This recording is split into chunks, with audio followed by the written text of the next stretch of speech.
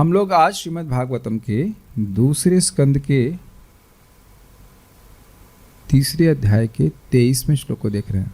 देखिए, अभी तक विभिन्न अंगों की व्यर्थता को बताया गया अगर भक्ति में नहीं संलग्न होते, और फिर से सभी अंगों की व्यर्थता को बता रहे हैं। मतलब पूरा व्यक्ति ही व्यर्थ है इसमें। अब व्यर्थ क्या है? वो जीते जी भूत है अगर वह भगवान का भजन नहीं कर रहा है। Please chant after me. कहाँ गए माइक? हाँ। जीवन छवो भागवतांग्रिरेणुम, जीवन छवो भागवतांग्रिरेणुम, ना जातु मर्त्योभिलभेत यस्तु, ना जातु मर्त्योभिलभेत यस्तु। श्री विष्णुपद्या मनुजस्तुलस्याः, श्री विष्णुपद्या मनुजस्तुलस्याः, स्वसंसवो यस्तु न वेद गन्धम्, स्वसंसवो यस्तु न वेद गन्धम्, स्वसंछवो यस्तु न वेद गन्धम्, स्वसंछवो यस्तु न वेद गन्धम्। जीवन शवो भागवतांग्रिरेणुम्, जीवन छवो भागवतांग्रिरेणुम्, न जातु मर्त्योभिलभेत यस्तु, न जातु मर्त्योभिलभेत यस्तु। श्री विष्णुपद्या मनुजस्तुलस्याः, श्री विष्णुपद्या मनुजस्तुलस्याः, स्वसंछवो यस्तु न वेद गन्धम्, स्वसंछवो यस्तु न वेद गन्धम्। जीवन छवो भागवतांग्रिरेणुम्, शवो भागवतांग्रिरेणुम्, न जातु मर्त्योभिलभेत यस्तु, न जातु मर्त्योभिलभेत यस्तु।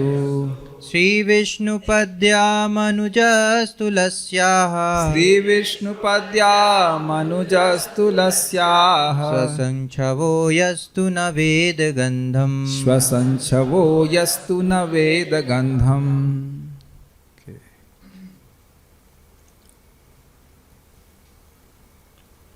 जिस व्यक्ति ने कभी भी भगवान के शुद्ध भक्त की चरण धूली अपने मस्तक पर धारण नहीं की, वह निश्चित रूप से शव है। तथा जिस व्यक्ति ने भगवान के चरण कमलों पर चढ़े तुलसी दलों की सुगंधि का अनुभव नहीं किया, वह श्वास लेते हुए भी मृत शरीर के तुल्य है। देखा जाए अनुभव क्या है। यह तू मर्त्य, परंतु जो मरणशील मानव ने भागवत अंग्रि रेणु, भागवत मतलब भगवान से संबंधित, तो शुद्ध भक्त की चरण की धूली, अंग्रि मतलब चरण और रेणु मतलब धूली, जातु न अभिलभेता, कदाचित अपने सिर पर धारण नहीं किया। देखिए, इसका अर्थ है कि उनके चरणों में कभी प्रणाम नहीं किया, प्रणिपात नहीं किया, कोई भक्तों के प्रति सम्मान की भावना उसकी नहीं रही। ये कहने का अर्थ। अगर किसी के चरणों में प्रणाम करेंगे तभी तो उसके चरण की धूल हमारे सर पे लगेगी। ये एक अर्थ है, और बाकी अन्य अर्थ भी हैं कि उनके अनुगत्य कभी हुआ ही नहीं। ये बातें आ रही। सह, वह मनुष्य, जीवन शवः, जीवित रहते हुए मृत शरीर है। इसका क्या मतलब है? जैसे कि मुर्दा, मॉर्चरी समझते हैं आप लोग? मॉर्चरी मुर्दा खाना। तो कई बार चलचित्रों में दिखाया जाता है कि रात में कोई व्यक्ति वहाँ जा रहा है और सारे मुर्दे जग गए।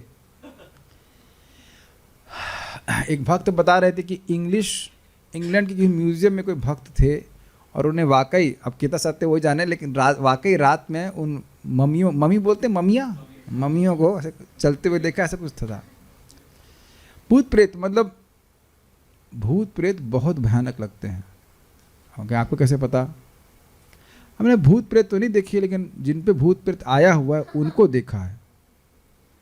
हमने ड्रामा तो नहीं कर सकता हूँ, लेकिन एकदम आँखों से देखा था। हमारे एक व्यक्ति को जानते हैं, उन पे भूत आया हुआ था। तो जब, अब सब उसका नाम भी जान गए हम लोग, जब मांत्रिक ने उसको निकालना शुरू किया, पहले पूछा तो कौन हो तुम? तो एकदम, अब उसका एक्सप्लेन, वो जो मुस्कुराहट होती है ना, इतनी भयानक होती है। जब भूत एक्टिव हो जाता है और फिर वह मुस्काता है,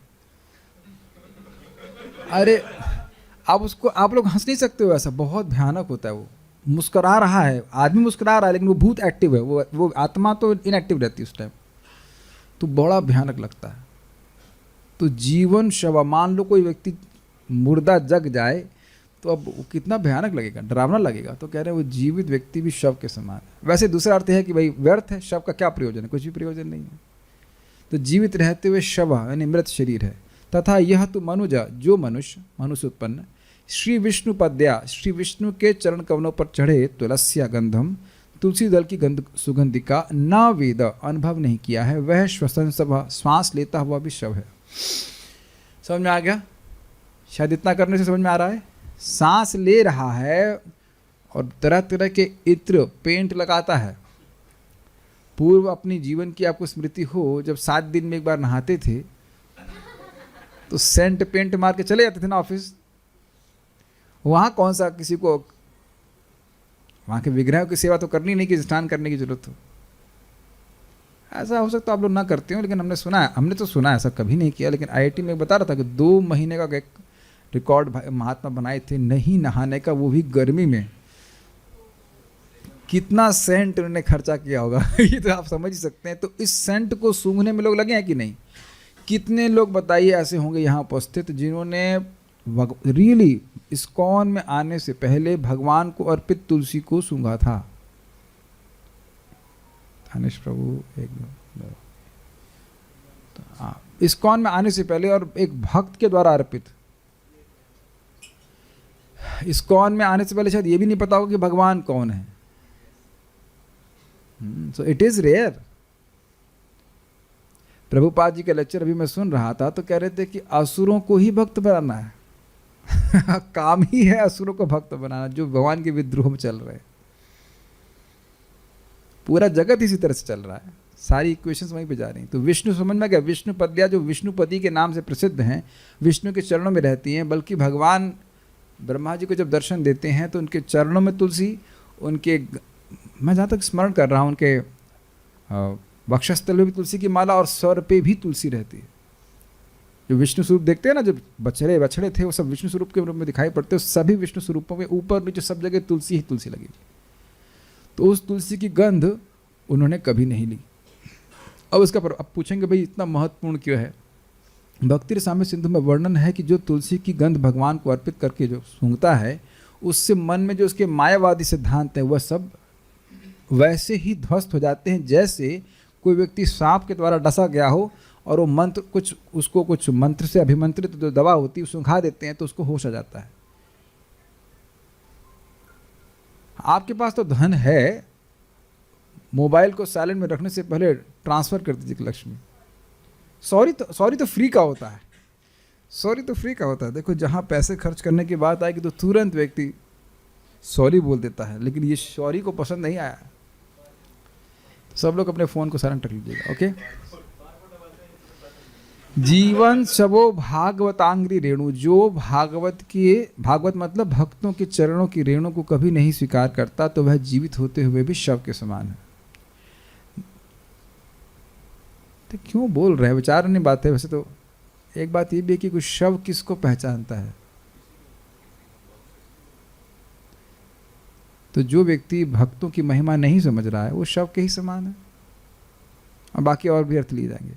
ना जातु मर्त्य अभिलभेत यस्तु, जिसको भगवान के भक्तों की जिस मर्त मतलब जो मरेगा ही।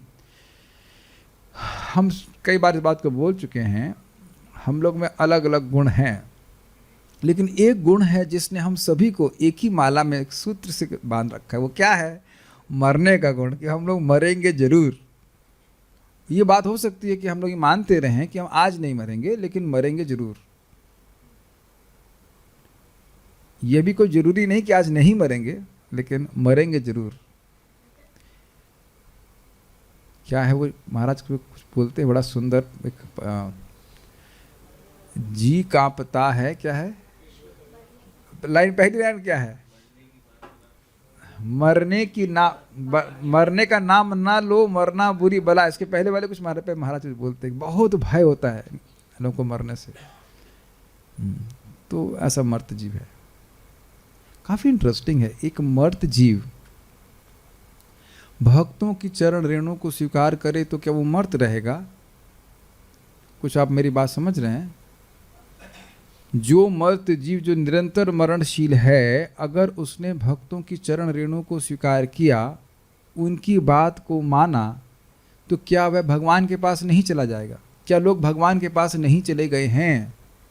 अजामिलो अपि मृगारी अपि, जो लोग जानते हैं इन व्यक्तित्वों को, जानते हैं कि मृगारी भी नारद जी की कृपा से शुद्ध भक्त बन के भगवान के पास चला गया। अजामिल भी 4 विष्णु दूतों की कृपा से या यमदूतों की कृपा से यमदूत आए उसके बाद विष्णुदूत भी आए, लेकिन जो भी है कृपा तो विष्णुदूतों ने करी, यमदूतों ने नहीं करी। उनकी कृपा से कुछ क्षणों के संग के द्वारा वह भगवान के धाम वापस चला गया। और ये हम कई बार भगवत गीता के महात्म्य में सुने हैं कि नहीं सुने? व्यक्ति ऐसे ही कोई घूम रहा है, उसके भक्तों का संग प्राप्त हो गया, गीता भागवत का संपर्क हो गया और मुक्त हो गया।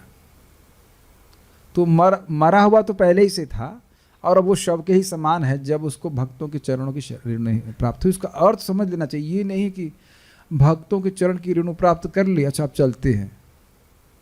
यहाँ पे कहने का आशय यह है कि उनके अनुगत्य हुआ, उनकी बात सुनना, उनके अनुसार भगवत भजन में लगना। नेक्स्ट लाइन क्या है? श्री विष्णु पद्या मनुजस तुलस्य, जिस मनुज को, मनु से उत्पन्न मनुष्य को भगवान श्री विष्णु के चरणों में अर्पित, भगवान श्री कृष्ण के चरणों में अर्पित तुलसी की गंध का पता ही नहीं है।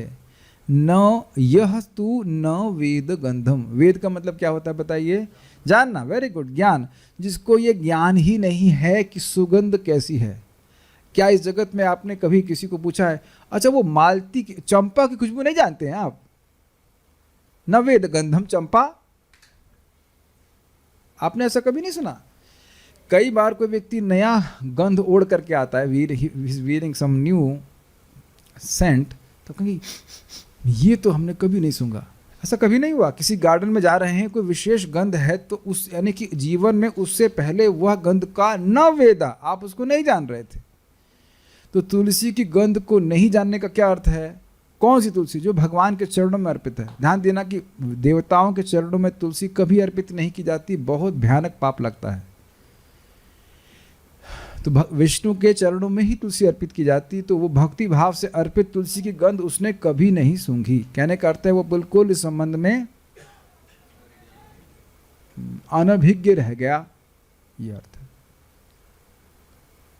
हमको बड़ी प्रसन्नता होती है, हमारे त्रिभुवननाथ प्रभु कई बार क्लास समाप्त होती है मेरी, उसके बाद ऊपर हमारे रूम पे, वो तो पुजारी हैं, भगवान राधा श्याम सुंदर कृष्ण बलराम गौर निताय के चरणों से चरण तुलसी ले आते हैं। हमको तो उनके माध्यम से लगता है ऐसे भगवान सीधे आशीर्वाद ही दे रहे हो कि भाई इस लड़के को नालायक को अपनी तरफ से कुछ कहें, कुछ तो हमारा पारितोषिक होना चाहिए। वंडरफुल नो, उसमें तो चंदन भी होता है, खूब सारी मुट्ठी भर के ला के देते हैं आराम से, और किसी को भी नहीं देते, वो चीज़ हम पूरी खा लेते हैं। This only for me poor soul, I will need more nourishment. This is very sometimes एकदम टाइमिंग एकदम ऐसी रहती है, बहुत अच्छे से आता है, वेरी वेरी नाइस। आप लोगों ने महसूस किया होगा तुलसी जी के ग्रंथ को कहने से। तो वो व्यक्ति क्या है? श्वसन शवो। अब ये एक रुचिकर बात है कि भाई ये शब्द है ना, श्वसन शवो, मुर्दा सांस कहाँ लेता है? ये तो अजीब सी बात है ना। देखिए शब्द देखिए, जीवन शवो और श्वसन शवो। भाई गंध कैसे लेते हैं? नाक से ही नहीं, नाक के बाद आपको सांस भी लेनी पड़ती है कि नहीं? आपको देखा होगा मंदिर में जब वो लगाते हैं, इत्र लगाते हैं, तो ऐसे नहीं कि नाक होने से मात्र से सेंट आ जाती है, उसको लेकर के ऐसे करके सूंघते हैं, है कि नहीं? तो ये बड़ा रुचिकर, श्वसन शव, सांस लेते हुए भी शव है। अब शव तो सांस नहीं लेता है, आपने देखा होगा जब शव होता है तो उसकी यहाँ पे 2 कॉटन लगा देते, तो कॉटन नहीं हिल रही होती है, इसका अर्थ है कि वो मर गया है। तो ये तो बड़ी अजीब सी उपमा दी जा रही है कि श्वसन शवो, सांस लेता हुआ शव है। ये तो समझ ही नहीं आ रहा है, सांस लेता हुआ शव कैसे होता है? आपने कभी देखा है? ऐसा नहीं हो सकता है, ऐसा नहीं हो सकता। लेकिन कह रहे हैं कि सांस ले रहा है लेकिन वो शव के समान है। क्यों? क्योंकि शव, जैसे शव आसपास की सुगंध दुर्गंध के प्रति बिल्कुल अनभिज्ञ रहता है कि नहीं, उस अर्थ में बता रहे हैं कि यस्तु न वेद गंधम, जो भगवान को अर्पित तुलसी की गंध को जानता ही नहीं है, तो सांस ले रहा है लेकिन वो शव के समान है। जी रहा है तो शव के समान है, और सांस ले रहा है तो भी शव के समान है। तो यानी व्यर्थ ही जा रहा है इसका जीवन। श्लोक बड़े अच्छे हैं। श्रीधरी, जिसने जीवन में श्री भगवान के भक्तों की चरणों की धूलि को अपने सिर पर चढ़ाने के लिए नहीं प्राप्त किया, वह जीते जी मुर्दा है। स्पष्ट है। तो अब और स्पष्ट हो गया आपको कि ये है, बिल्कुल भूत है, वो भूत की तरह ही है। तथा जिसने श्री भगवान के चरणों पर चढ़ी हुई तुलसी को सूंघ कर उसकी सराहना कभी नहीं की, वह श्वास लेते हुए मुर्दे के समान है। तो कृपया अपने काउंसलर को, एक मुर्दे को अपने काउंसलर के रूप में मत स्वीकार कीजिएगा। हम ये बात कई बार बोल चुके हैं और हम फिर से यही बात बोल रहे हैं कि जो व्यक्ति भक्ति को नहीं जानता है वो हमारा काउंसलर नहीं होना चाहिए। कैसे? जैसे मुर्दे व्यक्ति से आप कुछ नहीं पूछते। मान लो पिताजी की ही मृत्यु हो जाए तो आप नहीं पूछेंगे पिताजी मैं यहाँ पे, पिताजी हम यहाँ पे होटल खोल लें क्या कुछ? पिताजी कुछ नहीं बोल सकेंगे। उनसे क्या उम्मीद रखेंगे? श्लोक सुन के मत छोड़ दीजिए बस।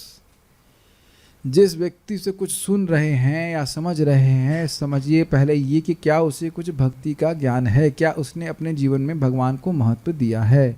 और नहीं तो हम भूत से काउंसलिंग ले रहे हैं। देखिए हमारा अनुभव है, अभी हम लोग कुछ देर पहले एक व्यक्ति के पास गए थे जो स्वयं भी भूत भगाने बड़े तेज थे। तो हमारे साथ में जो भक्त था उसको पता था कि उसके शरीर में भूत आया।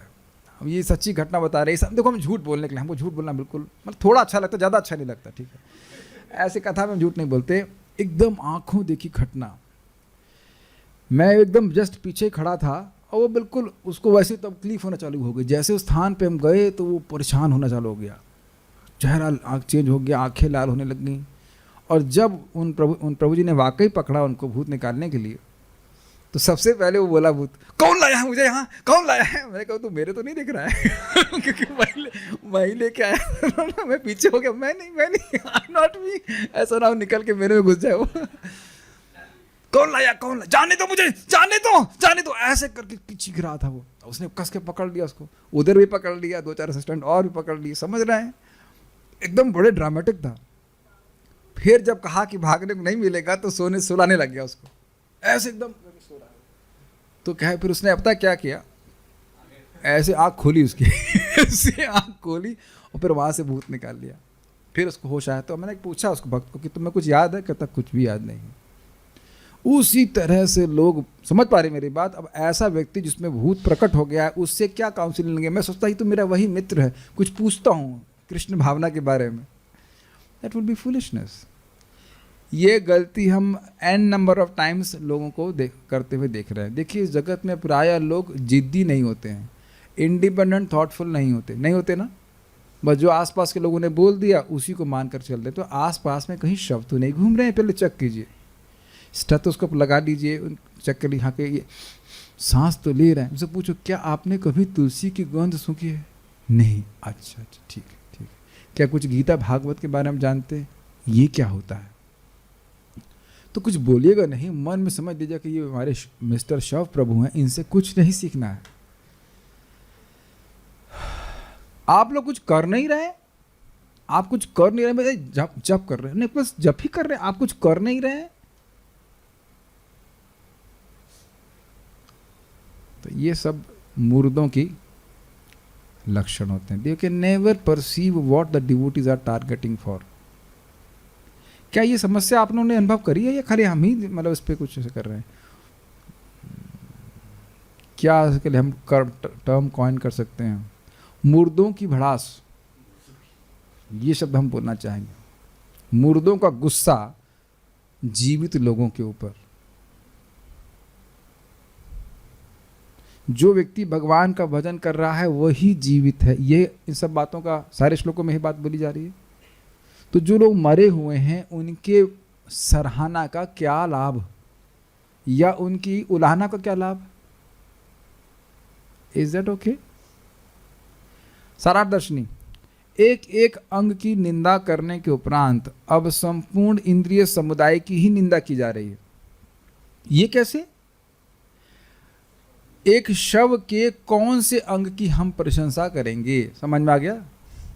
जीवन शव भागवतांग रेणु, वो जीते जी शव है। कभी जिंदगी में किसी व्यक्ति को देखे हैं कि शव की वह प्रशंसा कर रहा है, उसकी आंखें बड़ी सुंदर हैं, कविताएं लिखी गई हैं, लेकिन शव के लिए नहीं लिखी गई हैं।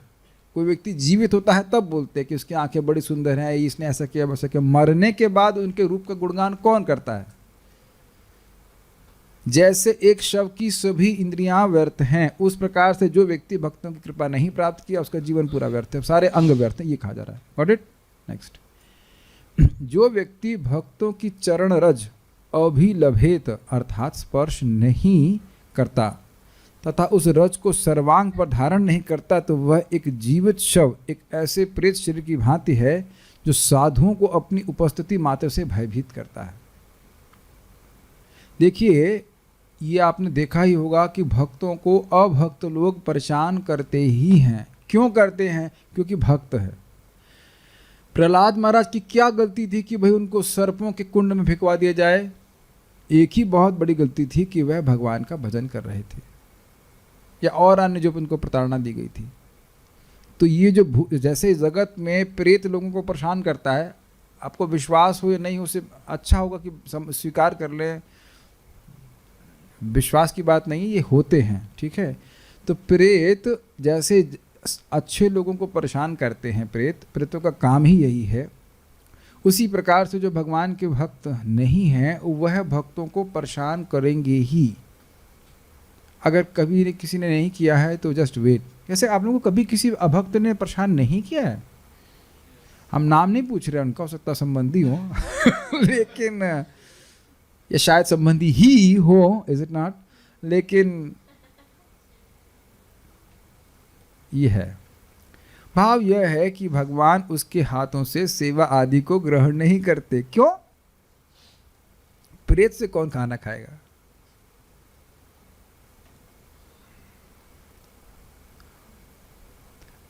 कोई बोले, कोई मुर्दा बोले कल आइए खाना खाने के लिए, तो जाएंगे।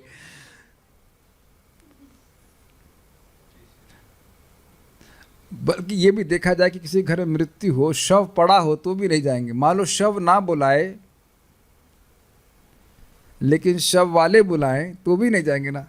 और मान लो वहां पहुंचे और शव बोले थैंक यू फॉर कमिंग फिर मर जाए, अरे भाग जाएगा, ये क्या हो रहा है? या ऐसा हो नहीं सकता। लेकिन मान लो वहां पहुंचे और शव उठ करके सर्विंग करने लगे, तो आप तो भाग जाएंगे, हम नहीं भाग जाएंगे। ये क्या हो रहा है?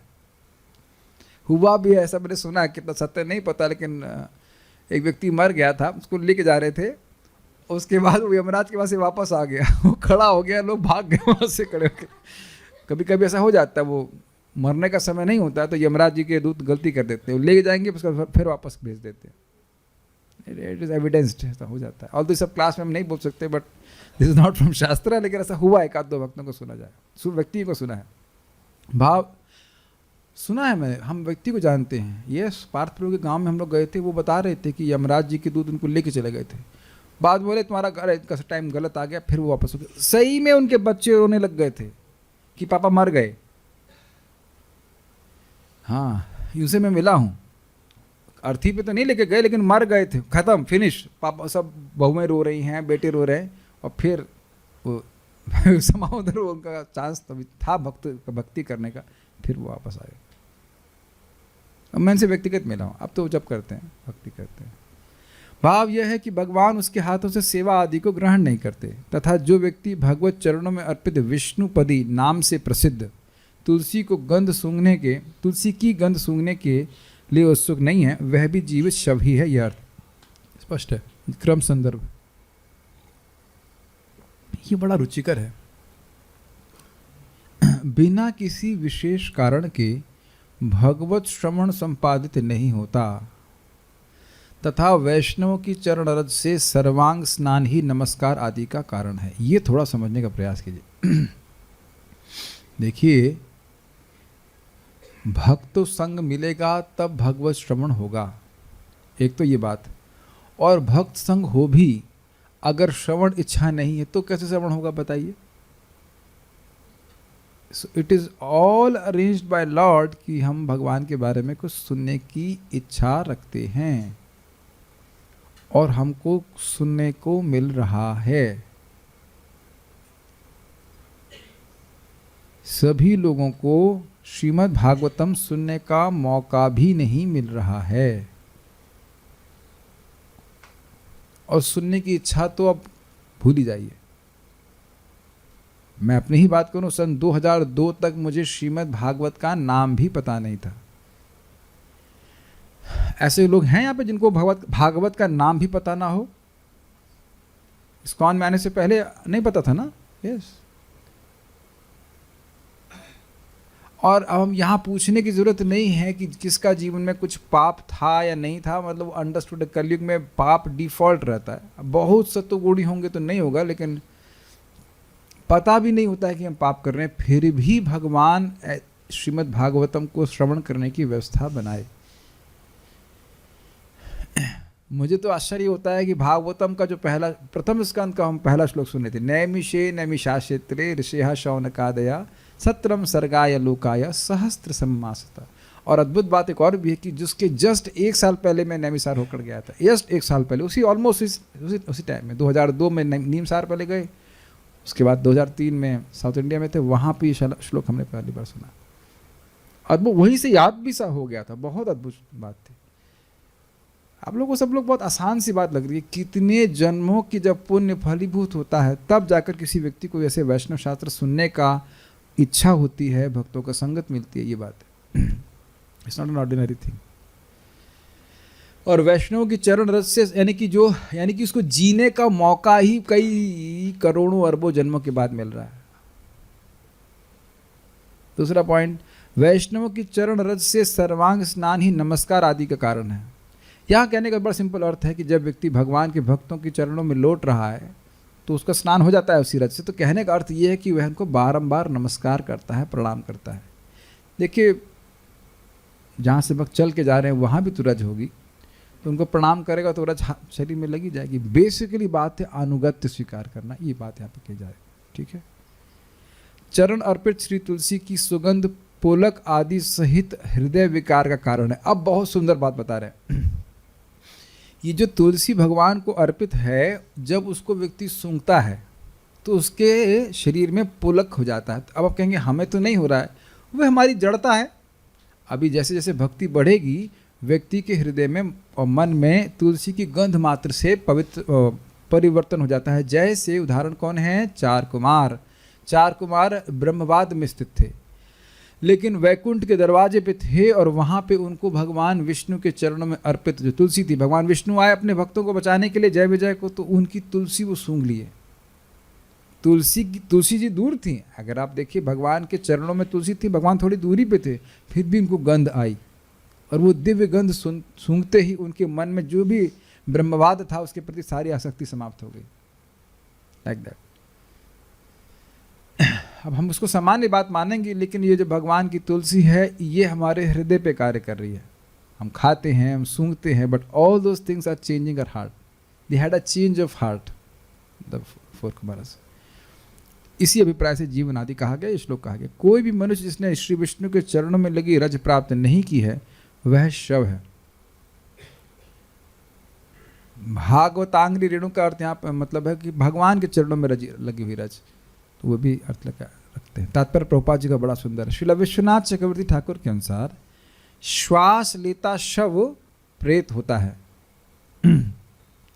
जब मनुष्य मरता है तो वह मृत कहलाता है, किंतु जब वह पुनः हमारी वर्तमान दृष्टि से अदृश्य सूक्ष्म रूप में कार्य करता है, प्रकट होता है और कार्य करता है, तो ऐसा मृत शरीर प्रेत कहलाता है। अब भाई किसी को डाउट हो तो एक्सप्लेन किया जाए, समझ में आ रहा है? ये हमारा स्थूल शरीर है और हमारा एक सूक्ष्म शरीर होता है जो मन, बुद्धि, अहंकार का बना होता है।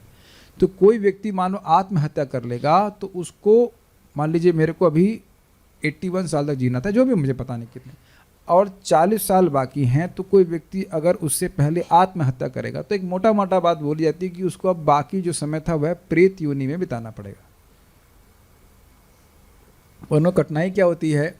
कठिनाई ये होती है कि इच्छाएं रहती हैं, क्योंकि सूक्ष्म शरीर तो है, लेकिन उन इच्छाओं की पूर्ति के लिए स्थूल शरीर की उपलब्धता नहीं होती, तो उनको बहुत दुख होता है, वो चीखते हैं, चिल्लाते हैं प्रेत। और इसी कारण से वह इंसानों की देह में प्रवेश कर लेते हैं ताकि उनकी इंद्रियों के माध्यम से वह भोग कर सकें। इस विज्ञान को समझ रहे हैं, भूत विज्ञान, प्रेत विज्ञान। ये हमारी और आपकी विश्वास पर नहीं निर्भर करता है, प्रभुपाद जी स्पष्ट बता रहे हैं यहाँ पे, ठीक है। प्रेत सदैव ही बुरे तत्व होते हैं। भगवत गीता में भी आपने प्रेत शब्द सुना है। प्रेत्य का अर्थ होता है मरने के बाद। तो यहाँ पे भी प्रेत सदैव ही बुरे तत्व होते हैं। क्यों? उनकी मृत्यु खराब तरह से होती है। यूँ जैसे मैंने बताया था कि वो व्यक्ति जो हमारे रिश्तेदार थे, उनके ऊपर भीकू नाम के भूत आए, तो मांत्रिक ने पूछा कि तुम कौन हो? कहते मैं भीकू बोल रहा हूँ। भीकू बोला तो कौन हो? कहते मैं ये था वो था, और मैं पिछले जन्म में एक कार के नीचे आके मर गया था। अब ये भी वो मूर्ख भी था, उसे पता नहीं था कि तुम मर गए थे तो बोल कैसे रहे हो। उसने गीता नहीं सुनी ना कि हम नहीं मर सकते हो। कह रहा है कि मैं पिछले जन्म में मर गया था, तो तुम मर गए, खत्म हो गए, तो बोल कैसे रहे हो। तो फिर हमने प्रीचिंग नहीं करी भूत को। हमने कहा ठीक है निकलने तो यहाँ से, कहीं मुझसे आसक्त हो गया तो मैं मेरे पीछे लग जाएगा, तो कहेगा और गीता का ज्ञान दो, तो दिक्कत हो जाएगी। तो प्रेत सदैव ही बुरे तत्व होते हैं जो दूसरों के लिए भयानक स्थिति उत्पन्न करते हैं। कभी कभी स्वप्न भी बड़े भयानक भयानक आते हैं। कभी आप लोग को लगा नहीं कि कोई गला दबा रहा है सोते समय? मेरे अलावा तो ये होता है, ये सब प्रेत के कारण होते हैं। इसीलिए व्यक्ति को सोने के स्थान को भी पवित्र रखना चाहिए। अब ये कैसे होगा इस पर तनिष्ठ प्रभु ट्यूटोरियल देंगे, बट तरीके से तो स्थान पवित्र रहना चाहिए, एज फार एज पॉसिबल पवित्र रखना चाहिए। इसी तरह प्रेत सदृश अभक्त, जिन्हें ना तो शुद्ध भक्तों के लिए ना मंदिरों के विष्णु श्री विग्रहों के लिए कोई सम्मान रहता है, वे भक्तों के लिए सदैव भयानक स्थिति उत्पन्न करते रहते हैं। ये काफ़ी रुचिकर है कि देखिए, ये बात बहुत रुचिकर है। देखिए, नाम की महिमा जो समझेगा वही नाम उच्चारण करने वालों की महिमा को समझेगा। तो जो नाम की महिमा नहीं समझ रहा है, वो नाम उच्चारण करने वालों की महिमा को भी नहीं समझेगा। मैं याद है कि मैं कुछ समय के लिए घर गया था, बस पार्टी लेके किया था। हमारे पिताजी हमसे आकाश आए थे, आकाश पर बैठे हुए थे। आकाश थे कि सर्वेश थे, मुझे याद नहीं रहा। आप थे कि आकाश प्रभु? सॉरी, आकाश प्रभु। पिताजी आए, हम लोग बात कर रहे थे, बिल्कुल प्रेम से आए, बोले वो खैर like in his innocence obviously, वो तब अपना भक्ति को नहीं समझ रहे थे। कहीं देखो ये भी पागल है और तुमको भी पागल कर देगा। एंड हम लोग we just took it in joke, but वो नहीं समझ पा रहे थे कि महिमा क्या है नाम उच्चारण करने की। Letter on he appreciate, he was chanting also Hare Krishna mantra. लेकिन प्रायः लोग इस बात को नहीं समझ सकते कि हरे कृष्ण की वैल्यू क्या है, और ये लोग ना समझें तो कोई बात नहीं। जो लोग वैदिक धर्म के विद्वान हैं वह भी नहीं समझ पाते। यही यमराज जी बोलते हैं, त्रय्या जड़ी कृतमति बतमायालम। त्रय्या वेदों के इस कर्मकांड विभाग से उनकी मति जड़ हो जाती है, तो वितान योगा बड़े बड़े क्रिया कर्मकांड करेंगे, लेकिन हरे कृष्णा नहीं बोलेंगे। वो कहेंगे इससे क्या हो जाएगा, ये नाम के प्रति अपराध है। तो ये इस प्रकार के लोग कभी नाम की महिमा नहीं समझ पाएंगे, तो वह परेशान करेंगे ही। जैसे आप देखिए हरिदास ठाकुर जी को परेशान किया गया, कितना परेशान किया गया। नहीं, वो परेशान हुए नहीं, लेकिन परेशान करने का पूरा प्रयास किया कि नहीं। उनको कोर्ट में लेके गए, उनको जेल में डाला गया, बहुत परेशान किया गया। ये बात बोल रहे, तो वो परेशान करेंगे ही। तो जब आप हरे कृष्णा करना शुरू कर रहे हैं और कोई को परेशान कर रहा है, देन समथिंग इज नेचुरल। भक्तों को उससे डिस्टर्ब नहीं होना चाहिए। एक बड़ी सुंदर घटना याद आ रही है हिलादनी माता जी की। हिलादनी माता जी प्रभुपाद जी की शिष्या थी और बहुत रियलाइज सोल।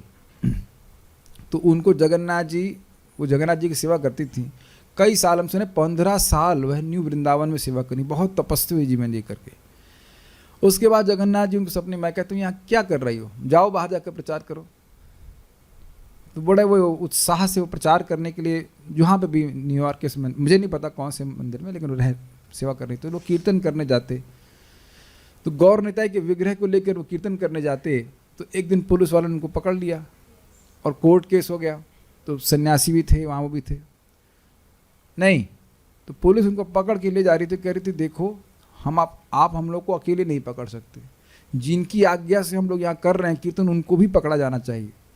तो कह रही गौर निताई को भी लेके चलो। तो पुलिस को फिर गौर निताई को भी लेके जाना पड़ गया कि नहीं इनकी आज्ञा से हो रहा है। तो बाकी लोग सोच रहे थे भावुक स्त्री है, भावुक स्त्री क्या बोल रही है वो करके। और जब कोर्ट केस हुआ, कोर्ट केस चल रहा था, तो कहते हैं देखिए अगर आप लोग ये स्वीकार कर लेंगे कि हम दोबारा कीर्तन नहीं करेंगे तो हम आपको छोड़ देंगे। तो बाकी सब सन्यासी है जो भी लोग तो बोलते हाँ हाँ हाँ ऐसा ऐसा वैसा। तो माता जी इतनी उत्साहित कहती नहीं हम करेंगे हम करेंगे और कीर्तन जरूर करेंगे। इतना वो कन्विंस थी, क्यों करेंगे, इन्होंने बोला है, गौर निताई तरफ बोला, इन्होंने बोला है, इनकी आज्ञा है तो हम करेंगे और जरूर करेंगे तो इनका कन्विक्शन देखकर छोड़ दिया कोर्ट ने। She was convinced. और कन्विंस्ड क्यों, सेवा के माध्यम से गौर निताई ऐसा रेसिप्रोकेशन कर रहे थे।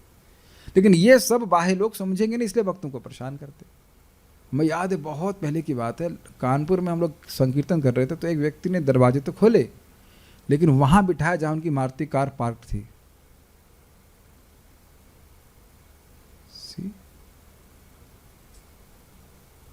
समझ ना, मारुति कार से पार्क रहती है, बस वहीं पे बैठा करके कुछ we just left from there. कभी कभी हमारे पार्थ कृष्ण प्रभु बता रहे थे कि पदयात्रा होती है तो कहीं कहीं पूरा भव्य स्वागत होता है और कहीं कहते नहीं वो बैठने नहीं देंगे, घुसने भी नहीं देंगे, लाइक दैट। तो ये सब रहेगा ही। भगवान ऐसे अशुद्ध प्रेतों की कोई भेंट स्वीकार नहीं करते, ये बहुत गंभीर बात है। देखिए महाराज जी समझा रहे थे परम पूज्य वृंदावन चंद महाराज की, देखिए अगर कोई व्यक्ति बहुत बड़े बड़े कार्य कर रहा है, ये बहुत बड़ी शिक्षा की बात है, लेकिन भगवान के अकिंचन भक्तों का अपमान कर रहा है तो भगवान उसकी भेंट स्वीकार नहीं करते। यही बात यहाँ पे बोली जा रही है। भक्तों का सम्मान नहीं करते तो भगवान भेंट स्वीकार नहीं करते। एक आम कहावत है कि प्रेयसी के प्रति प्रेम भाव दिखाने के पूर्व मनुष्य को प्रेयसी के कुत्ते को प्यार करना होता है। This is not known to us, but Prabhupada ji कह रहे तो कुछ ऐसा सुना है, love me love my dog, ऐसा कुछ होता है। अब प्रश्न ये कि मान लो प्रेमिका के पास कुत्ता नहीं हो तो व्हाटएवर, आइडिया इज दैट ये जो है ना love me love my dog, वही बात है। शुद्ध भक्ति की अवस्था भगवान की शुद्ध भक्ति की निष्ठा पूर्वक सेवा द्वारा ही प्राप्त की जा सकती है। अतएव भगवान की भक्ति की पहली शर्त है शुद्ध भक्त का दास होना, और इस शर्त की पूर्ति उस कथन से होती है, उस शुद्ध भक्त के चरणों की धूलि को धारण करना जिसने दूसरे शुद्ध भक्त की सेवा की है। यही शुद्ध शिष्य परंपरा या भक्ति परंपरा है। अब ये बड़ा रहस्यमय होता चला जाएगा। देखिए इसका अर्थ क्या है। अब ऐसा नहीं है कि गुरु जी के चरण ही आप धुलते रहेंगे और कुछ सेवा नहीं करेंगे।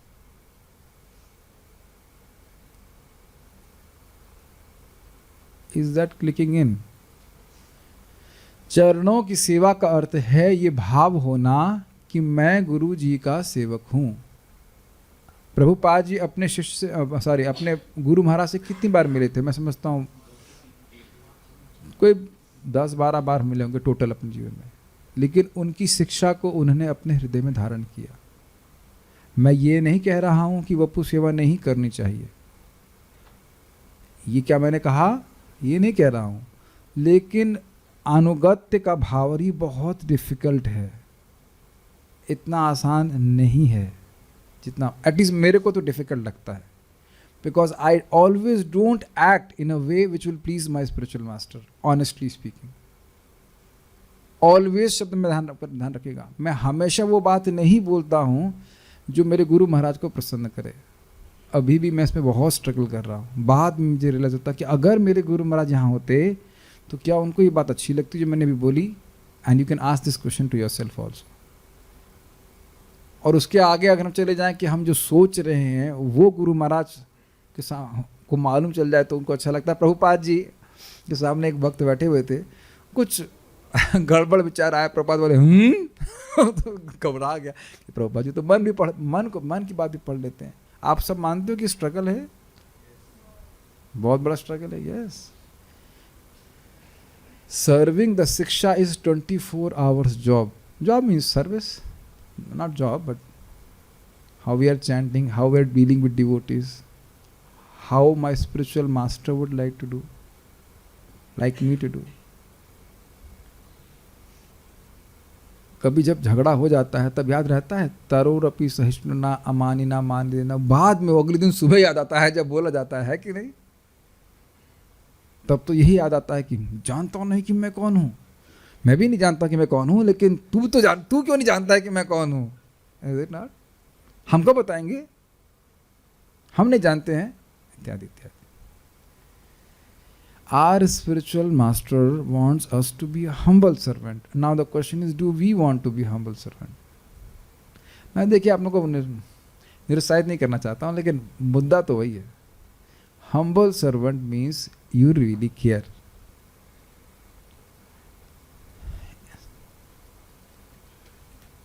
आज हम नाम नहीं रखे, भक्त बता रहे थे कि उनका 4 माला बाकी है, और आज का और पहले का क्या अकाउंट है कुछ को नहीं पता। देखिए हम कटाक्ष नहीं कर रहे, सत्य बात। First instruction of the spiritual master is to chant 16 round. So if I am a humble servant, I will really care for that instruction. It was not spoken out of no reason, बिना किसी कारण के नहीं बोला गया है वो, और यहां भी बिना किसी कारण के रिपीट नहीं की जाती है बात। ओके, बहुत सुंदर बात गौरांग प्रभु ने एक प्रवचन में भी कही कि सबसे बड़ा धन है एक शुद्ध भक्त की, प्रभुपाद जी की बातों पे विश्वास। Do you agree with that? कुछ समझ में आया है क्या कहा गया?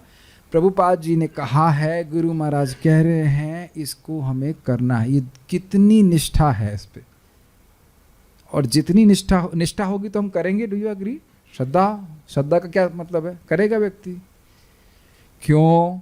क्योंकि उनको एग्जैक्टली पता है कि भगवान को कैसे प्रसन्न किया जाए। ये विज्ञान समझिए, कोई जबरदस्ती की बात नहीं है।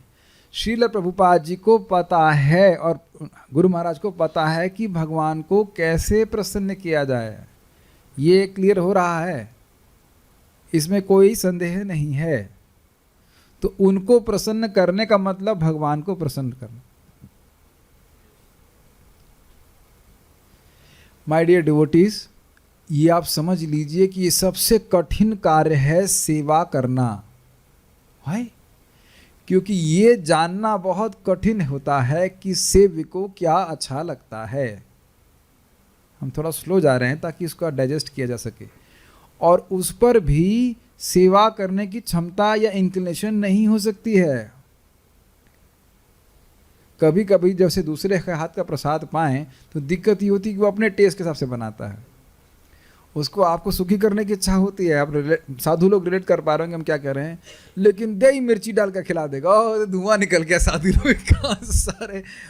हमको याद है, मैं और पार्थ गए थे इधर ब्रज में प्रचार करने के लिए, तो वहाँ एक साधु थे, कहे मट्ठा पिलाओ, और मट्ठा हमको बहुत पसंद है। तो पिए और मेरे दोनों कान फ्यूज हो गए। उन्होंने उसमें लाल मिर्च ऐसे डाल रखी जैसे लोग चाय डालते, चाय की पत्ती में चाय में चाय की पत्ती डालते ना, मोटी मोटी। मैंने कहा ये क्या कहते हैं, इसमें करंट है। मैंने कहा मेरे सारे फ्यूज हो गए। तो उनकी इच्छा जरूर थी कि भाई हम साधु लोग आए। बड़े नम्रता से उन्होंने इस प्रकार का तीव्र बिजली के झटका वाला मट्ठा पिलाया, आज भी याद है। हम लोग एकदम हजम नहीं कर पाया, चख लिया तो फेंक तो नहीं सकते हैं, कभी प्रसाद है करके। Does that make sense? जैसे एक प्रभुपाद जी की शिष्या भगवान को भोग कैसे लगा रही थी, जैसे रोटी लाते ना, एक रोटी ले आए, फिर उसका दूसरी रोटी ले आए, फिर तीसरी लेके आए, तो प्रभुपाद ने कहा नहीं, ये कोई तरीका भगवान को नहीं होता है भोग लगाने का। हम भी एक भक्त को बताए, तो इतनी छोटी सी प्लेट में, अभी भी वही चल रहा है, एकदम क्वार्टर प्लेट में भगवान को भोग लगाते हैं। तो हमने कहा साधु लोग आते हैं अपने लिए भी, तो अपने लिए भी हम क्वार्टर प्लेट में खाते हैं। अब वो मेरे ही सामने एक भक्त को बोले, अरे इतनी छोटी प्लेट में कैसे खाओगे, और रोज ठाकुर जी को छोटी प्लेट में खिला रहे हैं। वो आज भी नहीं सुन रहे, वो अलग बात है, लेकिन ये करेक्शन दी जाने चाहिए। आप भगवान को खिला रहे हो। प्रभुपाद जी स्पष्ट बोले कि कोई जवान लड़का जैसे खाता है ऐसे भगवान को भोग लगाना चाहिए। ये नहीं कि माखन मिश्री छोटा मोटा लड्डू गोपाल खिला दिया, गोपाल आपके बड़े ही नहीं होंगे फिर ना। दिक्कत है। Make sense? Do you agree? Is very difficult. सामने वाले की संवेदनशीलता को समझते उसे क्या सुख करेगा, ये व्यक्ति एक शुद्ध भक्त जानते हैं, हम नहीं जानते हैं, तो इसलिए अनुगत्य स्वीकार करना चाहिए। ये बात बोल रहा है, ठीक है। अतएव भगवान की भक्ति की पहली शर्त है शुद्ध भक्त का दास होना, और इस शर्त की पूर्ति उस कथन से होती है कि उस शुद्ध भक्त के चरणों की धूलि को धारण करना जिसने दूसरे शुद्ध भक्त की सेवा की है। प्रभुपाद जी ने अपने गुरु महाराज की सेवा करी है, बिल्कुल करी है। उनके गुरु महाराज ने करी, अपने गुरु महाराज की सेवा करी, और पीछे आप ब्रह्मा जी तक जाइए, ब्रह्मा जी ने किसी सेवा करी, भगवान की सेवा की डायरेक्ट। तो हम लोग भी डायरेक्ट कर लेते हैं? नहीं, हम लोग तो योग्य नहीं है। We have to serve through the parampara. इसका एडवांटेज समझिए। आप में से कौन व्यक्ति ऐसा सोचेगा कि हम इस योग्य हैं कि कृष्ण को दें? हाथ नहीं खड़ा करेंगे, मुझे पता है, शर्म के मारे भी नहीं करेंगे और वैसे भी नहीं करेगा। और गुरु परंपरा के माध्यम से हमारी ऑफरिंग राधा रानी के हाथ में पहुंचती है। Every offering. Is it not an advantage? एक बार बड़ा रुचिकर हुआ, मंदिर में, मुझे शक्ल बिल्कुल याद नहीं, बाहर कोई व्यक्ति था और उसने एक और व्यक्ति था, तो उसने बोला कि यहाँ भगवान को डायरेक्ट अप्रोच कर सकते हैं? कि हमने कहा नहीं, गुरु परंपरा के द्वारा होता है। अरे यहाँ भी वही है। यहाँ भी वही है, बीच के कुछ मीडियम है। गुरु is transparent medium, transparent via medium. जैसे मेरी आंख थोड़ी सी कमज़ोर है, तो ये एक ट्रांसपेरेंट माया मीडियम है जिससे मैं आप लोगों को स्पष्ट देख पा रहा हूँ। बहुत हल्की सी कमज़ोर है, घबराना मत। ऐसा नहीं सोचना कि मगर मान लो चश्मा है तो मैं आपको देखूंगा नहीं सोते हुए। It's just -0.25, don't worry about it, but I am saying still it is little more clear, थोड़े और अधिक क्लियर दिखाई पड़ते हैं। तो एक चश्मा आने से कुछ क्लैरिटी आई, लेकिन उदाहरण तो किसका दिया जाता है? बाइनोकुलर से बोलते हैं क्या होता है? टेलीस्कोप। उसमें मल्टीपल लेंस होते हैं, और जितने लेंस होते हैं उतना और दूर की वस्तु और पास आ जाती है। ज़्यादा कृपा मिलती है, जितना दासानुदास होते हैं उतनी अधिक कृपा प्राप्त हो जाती है। Make sense to us? ये बहुत कॉम्प्लिकेटेड है, क्योंकि यहाँ पे हम जितने दासानुदास होते हैं हमारी सुविधा कम होती है कि नहीं? इसलिए हम क्या बनना चाहते हैं? बॉस। और आध्यात्मिक जगत में, हाँ, आध्यात्मिक जगत में जितना दासानुदास होता है वो उतना ही ज़्यादा भगवान के और क्लोज हो जाता है। एक और आपको रुचिकर बात बताऊं, चैतन्य चरितामृत में बताया गया है बात, बड़ी रहस्यमय। जितना हम दासानुदास होते हैं उतना ही हमारा आनंद बढ़ता जाता है। सो ये सब बातें हैं।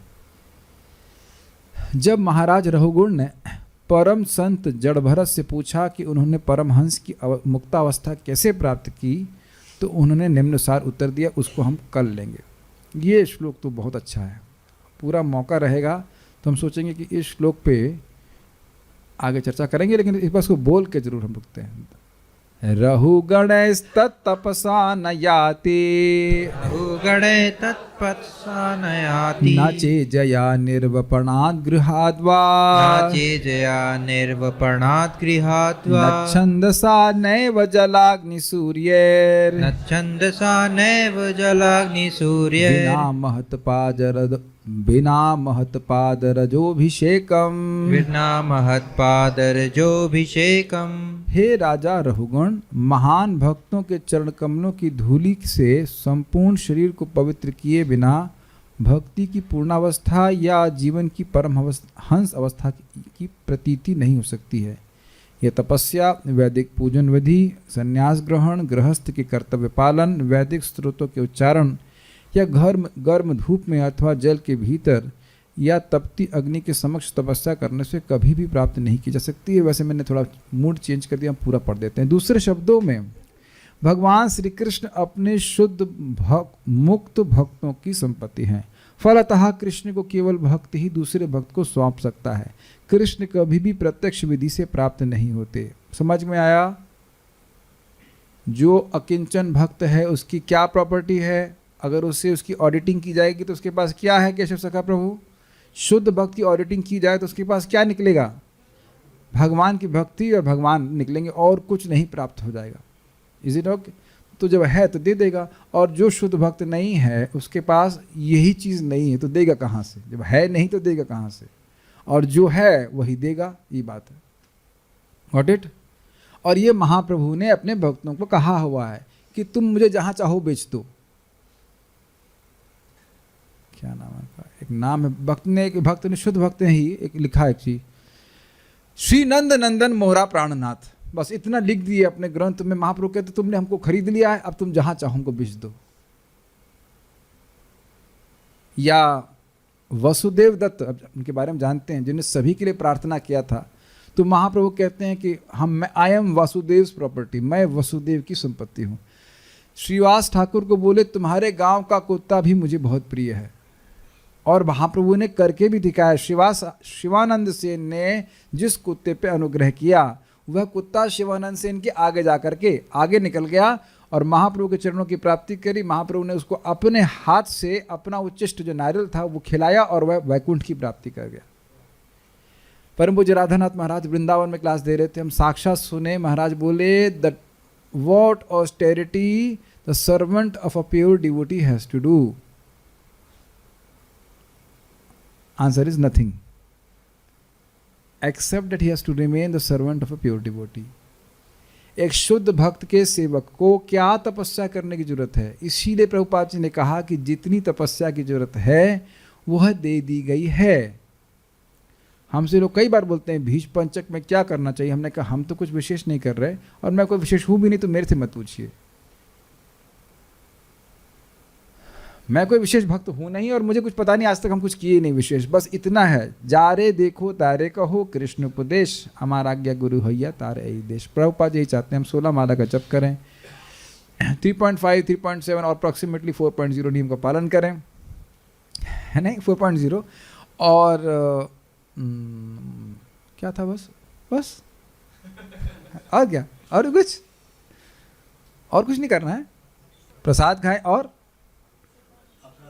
16 माला तो हो गया ना, 16 माला तो हो गया ना, 16 माला कर लिया है ना? हाँ 16 माला कर लिया, 16 माला कर लिया। 4 नियम को तो नहीं करने में तो कुछ मेहनत तो नहीं लग रही, पैसा नहीं लग रहा है इसमें, तो ये हो गया, 16 माला हो गया है ना? हाँ 16 माला हो गया।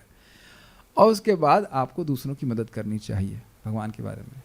ये बात जितना ज़्यादा हम लोग प्रचार करेंगे समझ में आएगा कि भाई इससे बड़ी कृपा किसी पे है नहीं। और एक व्यक्ति को तो हम कर ही सकते हैं, एटलीस्ट 1-2% वी कैन हेल्प। लेकिन देखिए जब तक हम स्वयं भजन को गंभीरता से नहीं करेंगे, ये चीज़ें प्रकाशित नहीं होंगी कि कितना महत्वपूर्ण है दूसरों को हरे कृष्ण मंत्र करवाना। Make sense? No, we can not help anyone in that regard. जब तक जाप खूब बढ़िया से नहीं करता, शास्त्र नहीं श्रवण करता नियमित रूप से, दोनों चीज़ शास्त्र श्रवण और खुद भी जप नहीं करेगा, it will not click to him. Prabhupada ji से उनके शिष्य ने बोला, क्या प्रभुपाद जी मैं मायापुर में रह लूँ और बस भजन करूँ? तो प्रभुपाद कहते हाँ तुम अपना रूम बना लो वहाँ पे और मैं प्रीचिंग करूँगा। ये प्रभुपाद जी का कटाक्ष था। So in whatever situation, in whichever way, किसी भी तरह से व्यक्ति को लोगों की मदद करनी चाहिए कि वो भगवान का नाम उच्चारण कर सके। ये दिमाग में कर लाना। बाकी सब जो कुछ हम करते हैं वो व्यर्थ है। अगर आप नहीं कन्विंस हैं तो बाद में कन्विंस जरूर हो जाएंगे। Everything which I am doing is useless. And how, कैसे समझें? बस ये समझ लीजिए कि 10 बजे रात में मरना है, तब क्या वैल्यू है जो हमने भौतिक रूप से किया।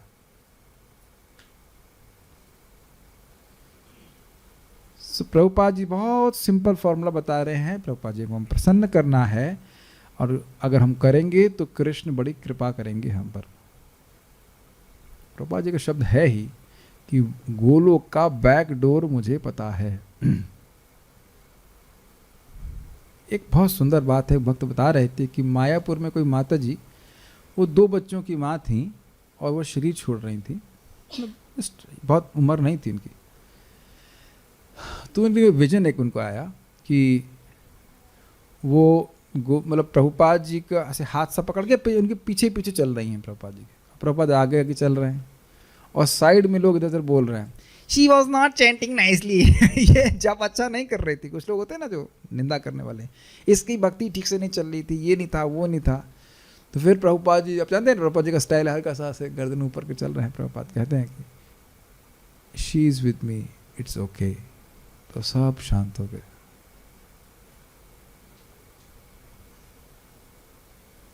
ये बात क्यों नहीं समझते आप लोग, आप जो लोग जिनके 16 माला आज नहीं हुआ है, अभी मैं हाथ नहीं खड़ा करवा पाऊंगा क्योंकि मेरे को शर्म नहीं आएगी, सब लोगों ने ऑलमोस्ट कर लिया, एक आध दो लोग हो सकते हैं ऐसा, उनको अभी तक ये बात दिमाग में नहीं घुस रही है कि ये टिकट है back home, back to Godhead, and we have to have a laser sharp vision. समझते हैं ऐसा कि हमने कल 16 माला कैसे करनी है, तब तो हम बचेंगे, और नहीं तो ऑब्वियसली नरक नहीं जा रहे हैं, स्वर्ग की पोजीशन भी खाली है, वहां पे भी खजांची, स्वर्ग में क्लर्क तो बन ही जाएंगे स्वर्ग में कुछ क्लर्क बन सकते हैं व्हाटएवर। बट आप इतना विचार कीजिए कि आपका इस संघ में बगल वाला कौन डिवोटी, पड़ोसी, जो भी कह लीजिए, वो मरा, उसने 16 माला नियमित रूप से किया, और हमारी आंखों के सामने वैकुंठ चला जाए और हम स्वर्ग में क्लर्क बन जाएं, that will be to much of a defeat. ठीक है ना,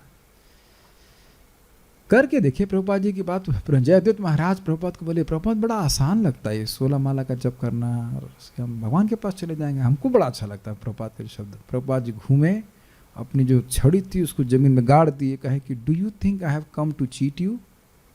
coming from Srila Prabhupada is very, this is very deep statement. अरे करिए तो सही, बहुत से तो नहीं, जैसे कुछ भक्त तो पहले ही दम तोड़ दे रहे हैं, करे तो पूरा जीवन। और आप जानते हैं जो भक्त लोग करते हैं, वो जानते हैं कि कुछ परीक्षा रोज होती है, क्या 16 कर पाओगे कि नहीं कर पाओगे? You agree? यस। अतएव भगवान चैतन्य ने स्वयं को गोपी भर्तुर पद कमलयोर दास दासानुदास के रूप में, अर्थात वृंदावन में गोप बालों का पालन करने वाले भगवान के दासों का अत्यंत आज्ञाकारी दास कहा। मतलब हम ब्राह्मण नहीं है, क्षत्रिय नहीं, शूद्र नहीं, वैष्णव, ये सब कुछ, सॉरी वैष्णव नहीं, ब्राह्मण, क्षत्रिय और वैश्य बोलना चाह रहा था, वैश्य, और ये सब कुछ से हमारा मतलब नहीं है।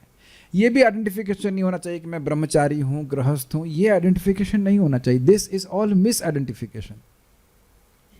हम लोग जिस आश्रम में रह रहे हैं उसके अनुसार कार्य तो करते हैं, लेकिन आइडेंटिफाई नहीं करते। कुछ अंतर देख रहे दोनों में? गृहस्थी हो तो गृहस्थी की तरह कार्य करो, लेकिन आइडेंटिफिकेशन है कि हमको प्रभुपाद जी को प्रसन्न करना है, गुरु महाराज को प्रसन्न करना है। This is very simple. और पता नहीं, हम लोग को, मेरे पास तो अलग अलग प्रकार की प्रीचिंग आती है। गीता में भगवान स्पष्ट बोल रहे हैं, जो इस गीता का ज्ञान दूसरे को देगा वो मुझे सबसे प्रिय है, ना उससे अधिक कोई प्रिय था और ना कभी होगा। अब इससे अधिक भगवान क्या बोल दें? जो व्यक्ति ऐसा करेगा उसे शुद्ध भक्ति प्राप्त होगी, वह निश्चित मेरे पास आएगा। अब उससे अधिक क्या बोल दें, बताइए क्लियर। और भी किसी को सुनाई नहीं पड़ रहा तो क्या कहा जा सकता है?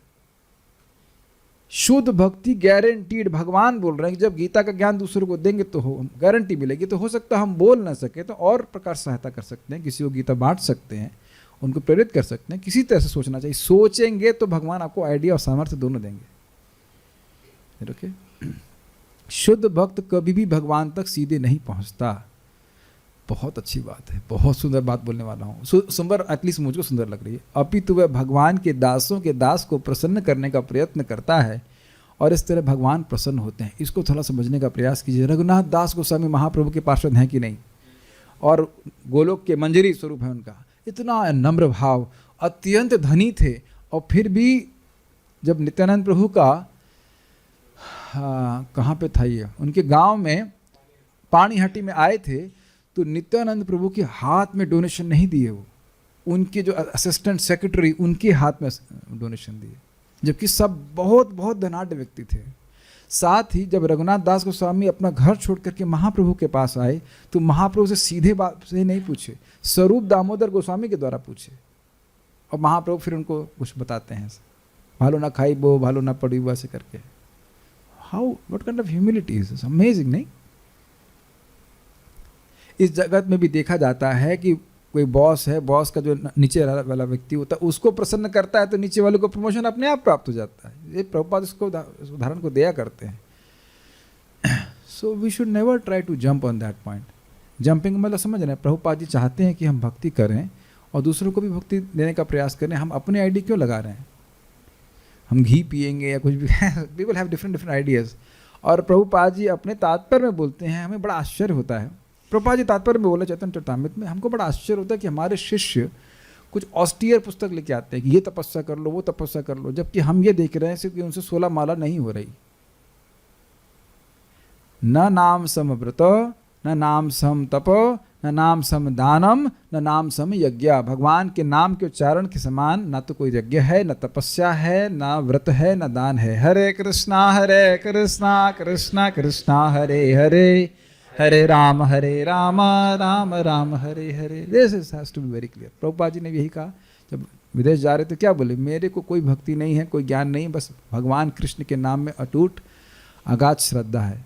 यही विचार हमारे पास सबसे बड़ी हमारी असट होगी अगर ये प्रभुपाद की बात पे विश्वास हो, और वही श्रद्धा हम दूसरों के हृदय में इंस्टिल कर सकें। Is it okay? ठीक है। शुद्ध भक्त, कभी आपने सोचा कि कुछ भी हो जाए, मृत्यु के समय प्रभुपाद जी का रिकमेंडेशन मिल जाए तो हो गया ना, बस काम खत्म हमेशा के लिए? इतना दिखाई पड़ रहा है कि नहीं? हाँ, इनको जाने क्या, कौन है ये हमारे साथ में है, हमारे शिष्य के शिष्य हैं, आनंद जी को लेकर। और आप लोग सब जानते हो कि दादाजी अधिक कृपालु होते हैं पिताजी से। पिताजी जरूर छड़ी से मारे होंगे, दादाजी कभी नहीं मारता था। तो अरे अरे अरे बचा, हमेशा बजा रहे, कोई बात नहीं करनी, बचा करते कि नहीं? प्रभुपाद जी हमेशा इस बात को बोलते थे, और प्रभुपाद जी खुद अपने शिष्यों को बोलते थे। उनके प्रति बहुत प्रभुपाद जी कह सकते हैं कठोर या बहुत शासन करते थे। कहते थे मेरे गुरु महाराज देख रहे हैं और बहुत प्रसन्न है तुम्हारे प्रयासों को, इस प्रचार के प्रयास में तुम लगे हो, से बहुत तुमको आशीर्वाद प्राप्त हो रहा है। We must remember we are blessed, not only पूरी परंपरा ब्लेसिंग दे रही है, पूरी परंपरा ब्लेसिंग दे रही है। और बहुत सिंपल है। एक व्यक्ति बोले हम यहाँ भजनानंदी बनने नहीं आए हैं, हमको मैनेजमेंट करना है। तो भाई पूछ ले जाए कि मैनेजमेंट करना किस लिए है? एक मिठाई वाला भी तो मैनेजमेंट करता है, किस लिए करता है? मिठाई बनी ही नहीं तो तुम्हारी मैनेजमेंट का प्रयोजन क्या हुआ? केवल मैनेजमेंट करने के लिए मैनेजमेंट करते हैं। आप लोग भी घर में खाना बनाते हैं तो कुछ मैनेजमेंट करते हैं ना। रोटी पकी नहीं तो मैनेजमेंट का उद्देश्य क्या रहा? अरे जब भक्तों को भजन का आनंद मिला नहीं तो प्रोडक्ट बेचेंगे कैसे? अग्रीड? अब मैं कहूं कि अब इस क्लास के बाद बहुत अच्छा प्रसाद आप लोग के लिए है, पता नहीं सच बोल रहा हूँ झूठ बोल रहा हूँ, क्या अच्छा है कि नहीं है कुछ पता नहीं, लेकिन अब हम उसको कभी चखे ही नहीं, कुछ पता नहीं, कुछ रेसिपी नहीं, और दिए दे जा रहे हैं। और व्हाट इज अ पॉइंट? कुछ प्रीचिंग की वैल्यू है? और मैं आपको एक सही बात बता रहा हूँ, एकदम घटना। मुझे राजमा पसंद है, और अभी सब हमारे एक वैद्य जी ने मना किया हुआ है। तो एक बार हमारे प्लेट पे राजमा प्रसादम आया, और दूसरी बात बगल में बैठे हुए थे, उनको राजमा बिल्कुल पसंद नहीं था। और मैं चालू हो गया, वाह वाह वाह कितना बढ़िया राजमा है, अरे राइस किस्म तो बहुत अच्छा लग रहा है। मैं उनको बोला नहीं कि उन्हें खाना है। तो फिर भक्त सर्विंग करने के तो राजमा देना। Make sense to you? A happy devotee is best preacher. तो भाई best is a bhajanandi who preaches. खुद आप भक्ति करके सुखी हैं तो दूसरे को बोलेंगे तो आप वो प्रभाव होगा। बड़ा रुचिकर घटना हम तो सुने हैं कि एक विदेश में व्यक्ति था, वो जब बिल्कुल नहीं करता था। तो हुआ ये कि एक नया व्यक्ति था, उसको नाम में बड़ी रुचि थी, वो ऐसे बस हरे कृष्णा ऐसे करके करते रहता था। तो अब जाकर कि वो व्यक्ति इसके सामने आया, तो उस नए व्यक्ति ने कहा, जो आनंद ले रहा था हरि नाम में, कह रहा है do you chant Hare Krishna? कहते no prabhu you are missing out, Hare Krishna Hare Krishna. तो अब बस उसने इतना बोला कि मिसिंग आउट, तो वो भी सोचा कि अरे इतना क्या सुख उसको मिल रहा है, तो वह भी जप करने लग गया। इसीलिए जब हम अच्छे से जप करते हैं, हमारे जीवन में आनंद होता है, तब तो हम दूसरे को बताएंगे। मुंह लटका के बोलेंगे तो कौन मानेगा? देखिए 3 ताप हैं। 3 ताप तो देखिए आदि दैविक, आदि भौतिक, आदि आध्यात्मिक, और चौथा ताप ये हरि नाम है। इसको मैं सहन कर रहा हूँ कि नहीं, ये हरि नाम का ताप मुझे दिया जा रहा है। रोज मुझे सुबह उठना पड़ता है, हम बहुत दुखी है। और अगर हो सकता हम पे तो काम नहीं किया, आप पे शायद काम कर ले। ऐसा कौन प्रीचिंग सुनने वाला? आज तो कोई सुना है बताइए? कभी नहीं सुना। So devotee should be very very clear Prabhupada क्या चाहते हैं। हम लोग स्वयं अच्छे भक्त बने और फिर कृष्ण भावना का प्रचार करें। सभी भक्त भगवान के चरण कमलों पर चढ़े तुलसी दलों का आस्वाद कर सकता है। तभी, सॉरी मिस्टेक हो गया, सभी नहीं, तभी भक्त भगवान के चरण कमलों पर चढ़े तुलसी दलों का आस्वाद कर सकता है। इसका अर्थ क्या है? देखिए इस बड़ा सिंपल अर्थ है। भक्ति को सुख को चाहते हैं तो भक्तों को सुखी करना होगा। उनको सुखी किए बिना कृष्ण सुखी नहीं होंगे, अपने आईडी से कृष्ण सुखी नहीं होंगे। Make sense to you? और जब तक कृष्ण सुखी नहीं होंगे, कृष्ण की भक्ति का सुख हमको प्राप्त नहीं हो पाएगा। ये सिस्टम है। तो भक्तों को प्रसन्न करेंगे तो तो कृष्ण प्रसन्न होंगे। कृष्ण प्रसन्न होंगे तो हमको स्वाभाविक रूप से हमारी भक्ति में प्रगति होगी। Krishna's mercy is the active ingredient in the advancement of devotees life. Krishna खुश होंगे तो हमकी कृपा प्राप्त होगी, कृपा प्राप्त होगी तो हम प्रगति करेंगे। बहुत सिंपल विज्ञान है। Things are pretty simple, nothing complicated. तो ये बहुत अब हम कठिन बात बोलने वाले हैं, इसे पालन करना कठिन है। कल के दिन में परीक्षा की जाएगी, अभी से परीक्षा हो सकती है कि अपने आचरण के द्वारा हम भी देखें कि क्या इससे प्रभुपाद जी प्रसन्न होंगे या गुरु महाराज प्रसन्न होंगे। Then our life will be much more focused. Is very difficult but not impossible.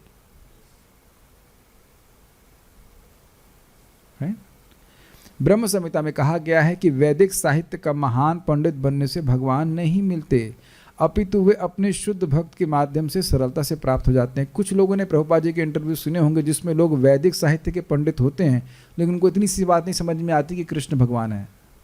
कुछ लोग सुने आपने कन्वर्सेशन, अगर वो आर्गुमेंट पे आर्गुमेंट किया जा रहा है, उनको इतनी बात नहीं समझ में आ रही कि कृष्ण भगवान है, और हरे कृष्ण मंत्र के द्वारा आप सिद्धि प्राप्त कर सकते हो। यही बात प्रभुपाद करें। वेदेश दुर्लभम अदुर्लभम आत्मभक्तो गोविंदमादि पुरुषम तमहम भजामि। वृंदावन के सारे लोग, एक मिनट बात, कठिनाई यह है कि जीव की, ये सबको सुनना होगा, बौद्ध जीव की एक ही बीमारी है। कोई बता सकता है क्या? स्वैर आचरण। वो वही करना चाहता है जो वो करना चाहता है, जरूरी नहीं इसके लिए हितकारी हो। और यहाँ पे उसी बात पे कुठाराघात किया जा रहा है कि नहीं, स्वैर आचरण नहीं, जैसे एक महान भक्त ने बताया वैसे करना है। Is it okay? तो हम कहें कि हमारा मन नहीं करता 16 माला करने का, तो यही हमारी बीमारी है। वृंदावन के सारे लोग भगवान कृष्ण की हिलादनी शक्ति श्रीमती राधा रानी से कृपा की प्रार्थना करते हैं, जो परम पूर्ण की सुकुमार हृदय अर्धांगिनी है, जो संसार की स्त्री रूपा प्रकृति की सिद्धावस्था के अनुरूप हैं, मतलब अत्यंत कोमल हृदय वाली हैं। अतएव निष्ठावान भक्तों को राधा रानी की कृपा सरलता से प्राप्त हो जाती है, और एक बार जब वे भगवान कृष्ण से ऐसे भक्त का अनुमोदन करती हैं तो भगवान उसे तुरंत ही अपना संगी बना लेते हैं। तो राधा श्याम सुंदर के पास जाके किसकी से प्रार्थना करना चाहिए? राधा रानी से प्रार्थना करना चाहिए। किसी को याद है कुछ प्रार्थनाएं हमने आपको बताई थी? परम पूज्य राधावनाथ महाराज जी ने राधाष्टमी के दिन 5 प्रार्थना करी थी। हमारे लिए 5 बाण की तरह हैं, जो भूल गए होंगे फिर मैं बता देता हूँ। पहला प्रार्थना है, please bless me with true love, which is selfless basically. मुझे सच्चा प्रेम दें, आशीर्वाद दें। Is very high prayer, is it not? सच्चा प्रेम मतलब कृष्ण के सुख में ही सुख मानना, तत्सुख सुखित्वम, इसकी पराकाष्ठा है श्रीमती राधा रानी। दूसरा, आप हम पर कृपा कीजिए ताकि हम आपके प्रिय श्रील प्रभुपाद जी को, गुरु महाराज को, वैष्णवों को प्रसन्न कर सकें। वाह। तीसरा, let me just be a humble servant of your servant. Again वैसे कोई भी प्रार्थना एक दूसरे से अलग नहीं है, लेकिन स्टिल ऐसी अवस्था में ही हम भक्ति के सुख का अनुभव कर सकेंगे। चौथा, please give me the strength to be a true devotee. Oh my God, this is too much of, maybe I don't want that prayer also. मैं सच्चा भक्त बन सकूं, अपने व्रतों का पालन कर सकूं, 16 माला का जप, 4 नियमों का पालन कर सकूं, और हृदय से वैष्णवों को सुखी कर सकूं। हृदय का मतलब ऑब्वियसली हृदय, मन, वाणी से। And last prayer,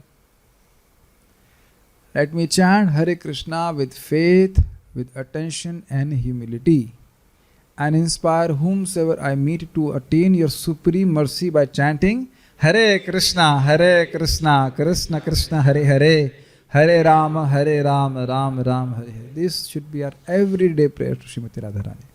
Radha Ashtami के दिन परम पूज्य महाराज जी इसको बोले थे। बहुत अमेजिंग प्रार्थना है। आप एक एक प्रेयर पे विचार करेंगे तो बहुत डीप ना। True love, what does that mean? Humble servant of the servant. और राधा रानी की कृपा हो गई तो बस। और अद्भुत बात की ऐसी है, इतनी नम्र है कि कोई व्यक्ति आकर इस प्रकार से प्रार्थना करता है तो कृष्ण को बोलती है, कृष्ण देखो कितना अच्छा डिवोटी है, ये तो मुझसे भी अच्छा डिवोटी है, इसको स्वीकार जरूर करना चाहिए। तो कृष्ण राधा रानी की बात नहीं काटते। प्रभुपाद जी का शब्द है, कह रहे थे कि हम चाहे कितने भी पतित हों, पहली बात तो हम लोग जगाई मदाई से कंपटीशन नहीं कर सकते हैं, वो स्पॉट ले लिया गया है, मोस्ट फॉलन का स्पॉट ले लिया गया है। दुखी हो रहे होंगे आप लोग, लेकिन वहां फर्स्ट नहीं आ सकते, सेकंड भी नहीं आ सकते। फर्स्ट और सेकंड स्पॉट जगाई मदाई ने ले लिया है। तो अब उसके कहीं नीचे ही हम जाएंगे, 3rd 4th 10th में। तो जब 1 नंबर के पतित लोगों का उद्धार हो गया तो अपना भी कुछ चांस है कि नहीं? अरे खुश भी नहीं हो रहे हो आप लोग, खुश नहीं हो रहे हैं कुछ? एक बार एक व्यक्ति ने प्रभुपाद से पूछा, Prabhupada I am most sinful and most fallen. Prabhupada कहते you are not the most anything, you are simply insignificant. कुछ भी नहीं है। मोस्ट का पोस्ट ले चुके हैं जकाई मदाई, उनका उद्धार महाप्रभु ने कर दिया, तो हमारा भी कहीं हम ब्रैकेट में हैं, हम लोग पार हो जाएंगे। समझ रहे हैं ना मेरी बात? हमको बहुत अच्छी बात लगती, कितना भी पतित हो आप हरे कृष्णा कृष्णा कृष्णा हरे हरे, हरे राम राम राम हरे हरे बोलते हैं तो श्रीमती राधा रानी को इज वेरी बहुत अच्छा आदमी, बहुत अच्छा व्यक्ति है, हरे कृष्ण मंत्र बोल रहा है। ये रोज याद रख करके आपको जप करना चाहिए। हम हैं पतित, मैं पतित हूं, उसमें कोई संदेह नहीं है, लेकिन Mahaprabhu is pleased by our chanting, Radha Rani is pleased by our chanting.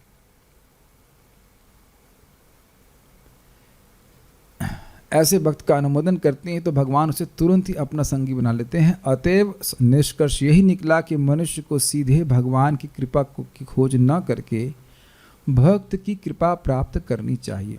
ऐसा करने से भक्त की कृपा से भगवान की सेवा करने का स्वाभाविक आकर्षण पुनः जागृत हो उठेगा। ये बहुत इंपॉर्टेंट लाइन है, मैं थोड़ा समझाऊंगा। देखिए, भगवान की कृपा डायरेक्ट नहीं हो सकती, तो प्रश्न होगा कि क्यों नहीं हो सकती है। देखिए, अगर भगवान सब पे बराबर कृपा करने लग जाएंगे तो भगवान अगर सभी को भक्ति देने लग गए तो दिक्कत ये हो जाएगी कि भगवान संग एक प्रॉब्लम हो जाएगी, इसको दे रहे हो और उसको नहीं दे रहे हो, और हम जगत में होता हुआ देख रहे हैं। तो अगर आप कहें कि भगवान की कृपा से ही भक्ति मिलती है तो एक दिक्कत हो जाएगी कि फिर भगवान पक्षपात कर रहे हैं, इनको दे रहे हैं इनको नहीं दे रहे हैं, क्योंकि ऐसा होता हुआ हम जगत में देख रहे हैं, है कि नहीं? तो इसलिए समझना होगा कि भक्तों की कृपा, क्योंकि जो मध्यम अधिकारी है वह डिस्क्रिमिनेशन करता है, ये भक्त है इससे मैत्री करूंगा, ये इनोसेंट है, मासूम है, बालिश है, इसको मैं भक्ति के बारे में बताऊंगा, और जो द्वेषी है उसकी उपेक्षा करूंगा। तो वो कुछ डिस्क्रिमिनेशन कर रहे हैं कि नहीं? तो उनकी भक्ति में डिस्क्रिमिनेशन है और उनके ऊपर कोई आरोप नहीं करता कि गलत कर रहे हैं।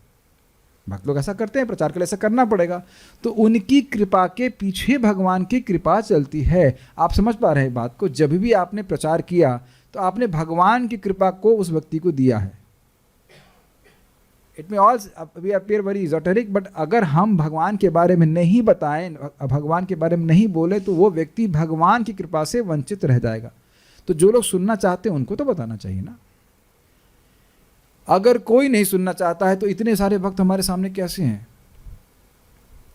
आप मंदिर में सब जाके देख लीजिएगा कि इतने सारे भक्त हैं कि मंदिर में घुसने को भी स्थान नहीं मिल रहा है। तो ये सब सुन के आए हैं ना। जो लोग भी मंदिर में आए हैं वो सुन के आए ना कि इस्कॉन वृंदावन है, कार्तिक है, ये है, वो है, तो सब सुन के ही तो आ रहे हैं। तो अगर कोई नहीं सुनता है तो मंदिर भरा कैसे, ये बताइए? ये तो हमारा आलस है कि हम सोचें कि कोई नहीं सुनता है। Make sense to you?